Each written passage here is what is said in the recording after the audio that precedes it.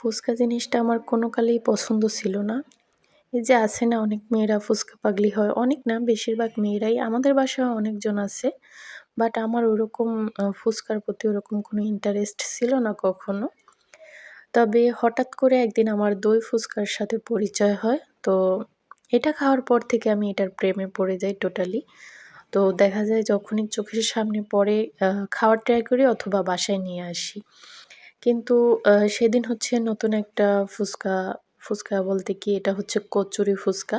যদিও এটা অনেকটা দই ফুচকার মতো করেই বানায়। তো ভাবলাম যে খেয়ে দেখি কেমন লাগে। তারপর দেখলাম যে এত মানুষ ওইখানে বইসা খাওয়ার পরিবেশ নাই। তো ভাবলাম বাসায় নিয়ে যাই। বাসায় নিয়ে আসলাম। এত বড় ছিল কচুরি ফুচকা তো মানে দেখতেই পাচ্ছেন কত বড়। তো আমি ১ম এ হচ্ছে সব মসলা যা দিছে আরকি সবকিছু একবারে মিক্স করে নিছি।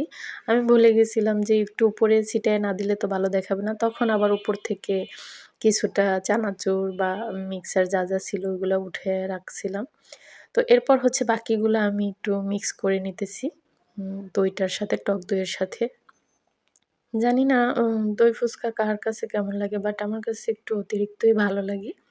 মানে ফুচকার থেকে অনেক গুণ বেটার লাগে আমার কাছে। তবে ফুচকা ওরকম আহামরি খাওয়া হয় না। দই ফুচকাই খাওয়া হয় বেশিরভাগ সময়।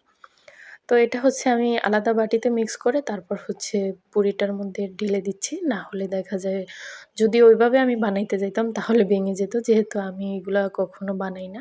বাহিরে গেলে তো বাহির থেকে খেয়ে আসি বাট কখনো এরকম বানানো হয় না।